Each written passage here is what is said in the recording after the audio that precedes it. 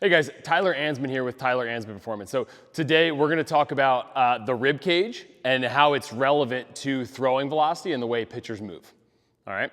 So I think one of the really important things to kind of recognize off the bat is how the proximal portions of the body are positioned and move. Kind of determines how hard you're going to throw in most cases, right? The proximal portions of the body kind of develop energy that's then transferred to the ball via the distal portions of the body, okay? And so if we don't have this setup kind of moving in the right direction where we can do that efficiently and at a high level, we're not gonna throw very hard.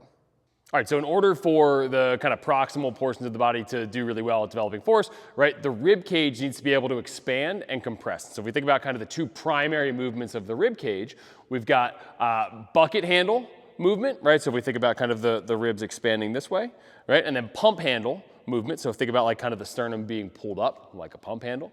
We need to make sure that athletes are proficient at doing both to kind of maximize the performance of the rib cage. The position of the rib cage and its ability to expand and compress is going to work hand in hand with the movements of the thoracic spine, right? It needs to flex, extend, bend, rotate, all of these things, which are going to kind of help drive energy transfer. And we know that this can kind of be a big impact on upper torso rotational angular velocity. And what this is going to do, we know it's a KPI for throwing velocity as well, all right? So pretty important things. And then along with that, we're also kind of impacting the position of the scapula, right? So its ability to their ability to kind of protract, retract, upwardly rotate, all of these things. And that's going to impact the position of the humeral head and our ability to kind of transfer energy from the proximal segment into the arm and then ultimately into the ball. So all of these things are kind of working together to kind of allow this movement to happen as efficiently as possible and maximize that energy transfer into the ball.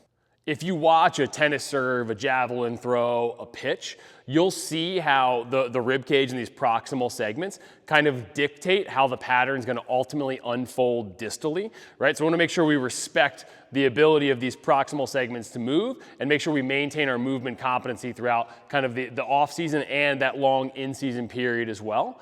So we're doing kind of touch-ups as we need to as things pop up. All right, feel free to comment below if you got any questions. Otherwise, feel free to reach out about remote training if you're interested in that. We'll see you in the next video.